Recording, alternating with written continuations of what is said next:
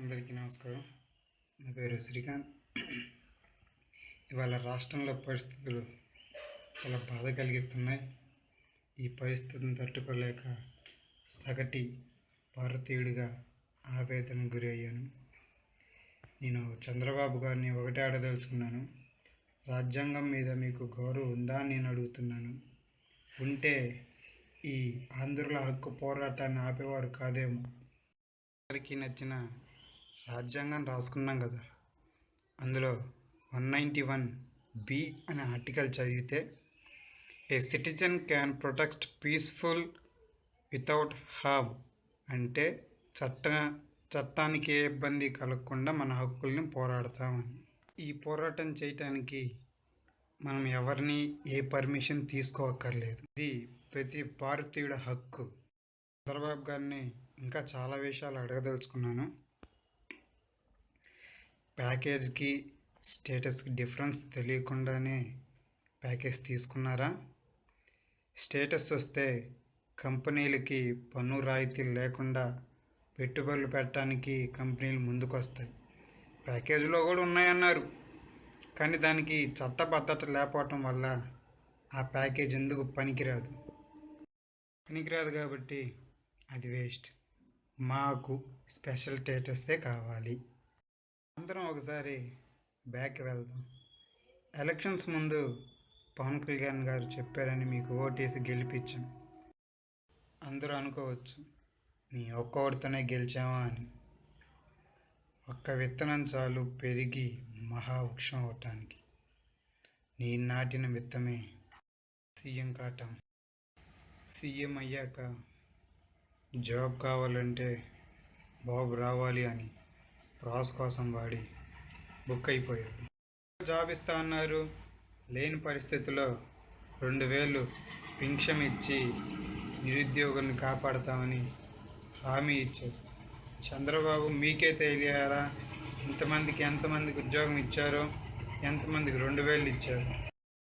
ఇంకో విషయం, రాష్ట్రంలో పెద్ద తలనొప్పిగా మారిపోయింది. రాజధాని కోసం ల్యాండ్ అక్విజిషన్స్ అని ల్యాండ్ పూలింగ్ జరుగుతుంది. సీఎం గారు, ఈ విషయం మీ కాడికి వచ్చిందో రాలేదో నాకైతే తెలియదు. నాకు తెలిసినంతవరకు రాజుకు తెలియకుండా రాజ్యంలో ఏం జరగదని నా భావన. రైతులు భూములు తీసుకుంటే చాలా నష్టపోతామని తెలియజేస్తున్నాను. రైతులు ల్యాండ్ తీసుకొని రాజధాని కట్టడం చాలా బాధ కలిగిస్తుంది.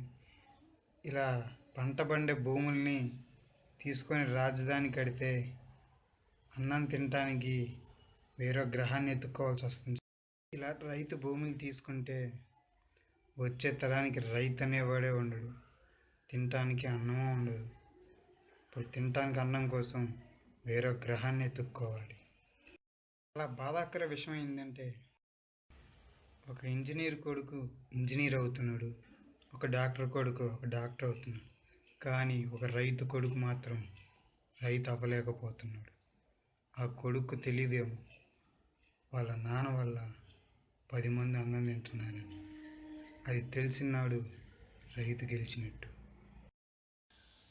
రైతు భూములను తీసుకోవద్దని సీఎం గారికి మనవి చేస్తున్నాను. రాష్ట్రాలు బాగుంటేనే దేశం బాగుంటుంది.